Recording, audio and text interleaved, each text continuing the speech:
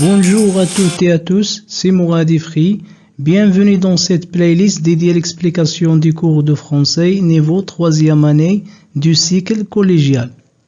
Dans cette vidéo, je vous parle du lexique relatif à la une. Pour rappel, la une d'un journal scolaire se compose de la manchette, l'éditorial, le ventre et les rubriques, contrairement aux autres journaux qu'on peut trouver dans des kiosques ou dans un supermarché et dans lesquels on parle de bandeau, ours, cheval, etc. Nous parlons seulement du journal scolaire. Donc, la première partie du journal scolaire s'appelle la manchette. Donc, c'est quoi la manchette? La manchette, c'est la zone qui se trouve en haut de la page et qui contient le nom du journal, sa date de parution, son numéro, le prix et l'adresse électronique. Je répète, la manchette, c'est la zone qui se trouve en haut de la page. On y lit le nom du journal, la date de parution, le prix, l'édition, l'adresse du siège social, le numéro de téléphone ou l'adresse électronique, etc. Toutes ces informations sont écrites en caractère gras. Donc, c'est un caractère lisible pour attirer l'attention ou le regard des lecteurs. La deuxième partie ou la deuxième composante de la une d'un journal scolaire est l'éditorial. L'éditorial est un petit article qui se trouve au-dessous de la manchette. Il est sous la manchette ou au-dessous de la manchette. Il est connu aussi sous le nom édito. C'est un diminutif. On dit éditorial ou édito. Il reflète l'orientation du journal, c'est-à-dire il nous donne le point de vue de la rédaction et sa vocation. Il permet de donner des indications au lecteur sur ce qu'il va trouver dans le journal. Quels sont les sujets principaux, le style, la tonalité, etc. On appelle la personne qui écrit ce texte ou cet article un éditorialiste, donc il vient du mot édito, un éditorialiste, comme journal, journaliste, édito, éditorialiste. La troisième composante est le ventre. On trouve le ventre au centre de la page, c'est-à-dire au milieu de la page. Il contient l'illustration ou des illustrations qui peut être photos, images, dessins, etc. Et l'article important, l'article qui est important de notre publication.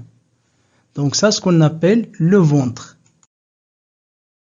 On trouve aussi sur la une d'un journal scolaire les rubriques.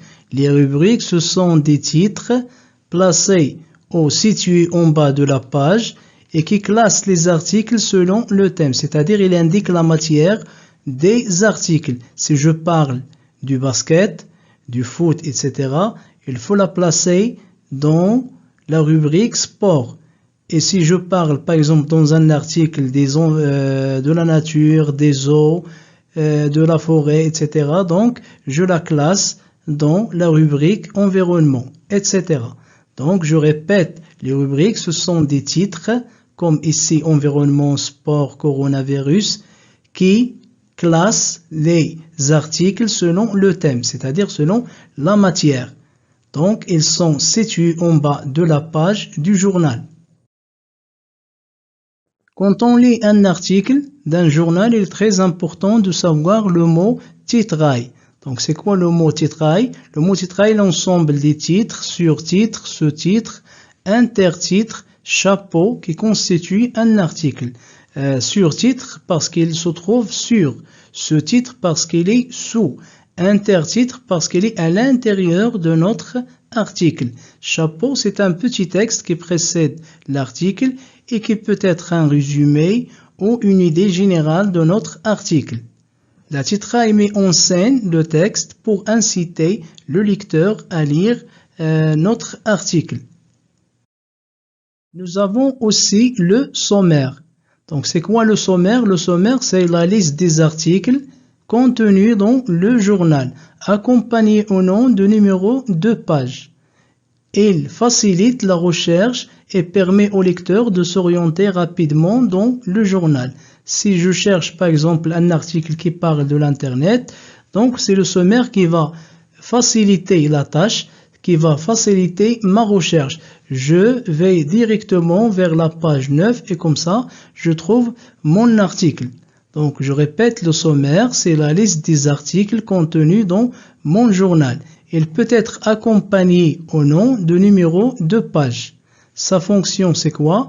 Il facilite la recherche et permet au lecteur de s'orienter rapidement dans le journal.